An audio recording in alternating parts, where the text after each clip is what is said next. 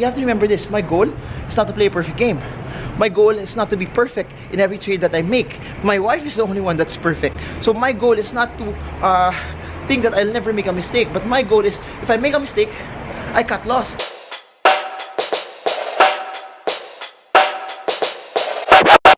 Morning guys, it's my 4th day here in Melbourne, which is a relatively sunny start to the day, and it's the 3rd day of our technical analysis series here in Australia.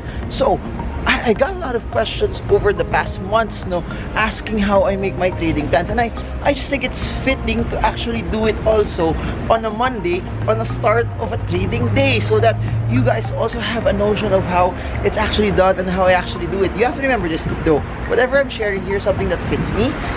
You just get the logic behind it, get the process, get the principle, but I hope that you make and formulate something of your own, because at the end of the day, strategies, techniques, is something that is built based on your own risk profile.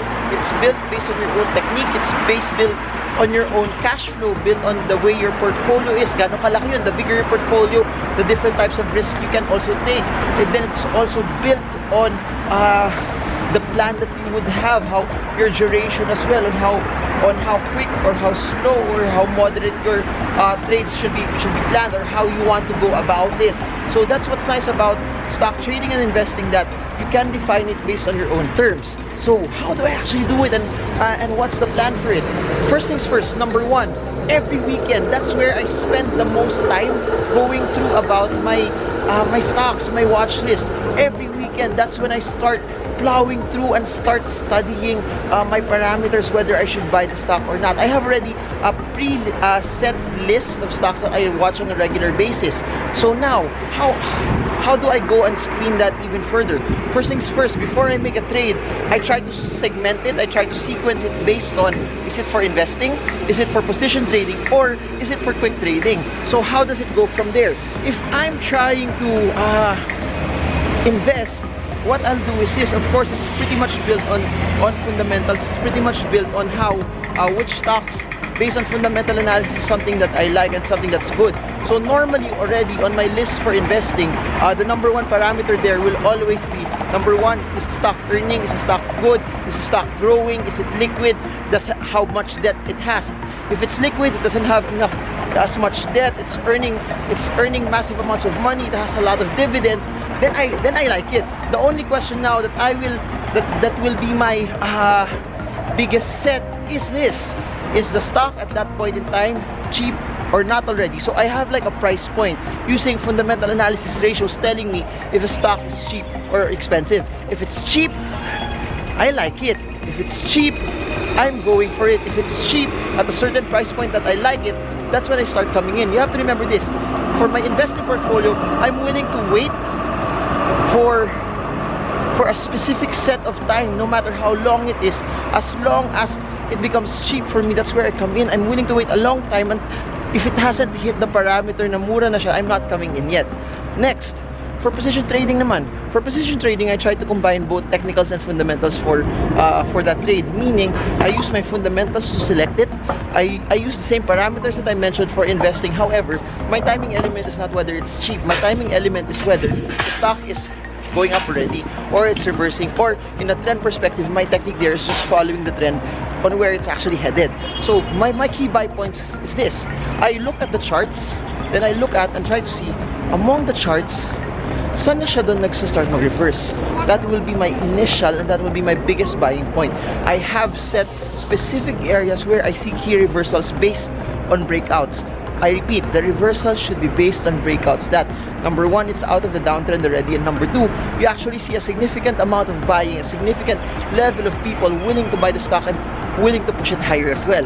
So that's very, very, very, very important to me. So every weekend, I try to go through them one by one until I see those that are reversing. The next, if there's none that's still reversing, I have a key point already or key price point to know when it's starting to break out. So that's what I'll do. I'll have that point in mind that if it breaks out above 10, I start buying. So how does it go? If it hasn't broken out on Sunday or on the close of Friday, what I will do is this. I'll check it. Did it break out on Monday? Did it break out on Tuesday? Did it break out on Wednesday? If it has not break out on Monday, Tuesday, Wednesday, I'm not gonna do anything. I'm not gonna force it. I'm not gonna come in. You have to remember this. When in the world of stock investing, you don't have to be there all the time. You only have to be there when it counts the most, and that's one of the biggest techniques that you could use when it comes to stocks. That you do not trade and force yourself every time that you feel that you should come in. You should only come in when it's something that's advantageous to you as well. Next, for quick trading naman, I have a different style, different portfolio, different technique for it. My goal is to make money from the volatility. So what does that mean? I set support and resistance levels. As I set support and resistance levels, I plot those already every weekend. That as I plot them every weekend, my technique and my goal is this. I have specific areas using support and resistance where I want to come in.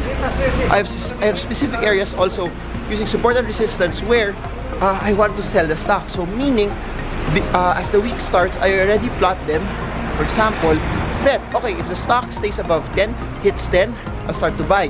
So what does that mean? When I see stocks in the weekend already that I've seen it bounce from 10, when I see it start going above 10, or when I see it already is close to it, I start to buy. However, if there's none yet, it's not yet at that effect, I don't do anything. I don't make a trade. I don't follow through with it. However, Monday, suddenly the stock hits it and starts to bounce. The next day, Tuesday, I start buying. So that's, if you've noticed it, there's no room for emotions here. Everything is just based on the numbers. Everything is just based on, will it hit this amount? Will it hit this level? And do I start to buy? That's just it. So now, let me give you an example. Okay, now telecoms. Now telecoms is moving at a range of around 9 to 13. You have a support around 9 and you have a resistance at around 13. Now close at around 9.8. So my goal is this. If now tries to drop and goes as close as it can to 9 and starts to hold above the level this week, my trading plan is this. As close as I can to 9 and I see it not drop below 9, I start to buy. However, as I buy at 9 and it drops below 9, I got lost. You have to remember this. My goal is not to play a perfect game. My goal is not to be perfect in every trade that I make. My wife is the only one that's perfect. So my goal is not to think that I'll never make a mistake. But my goal is, if I make a mistake, I cut loss. If I make a mistake, I should have a plan that surround myself to escape the trade with minimal loss. So that if I make money on a good trade, any good trade will compensate for any loss that happens. So now, if it bounces from 9 and I hold it already because I've bought it, I'll just stick to it and just stay until it hits the target price of 30 pesos per share. And that's the context of all of our stocks by request sessions naman. So that's it.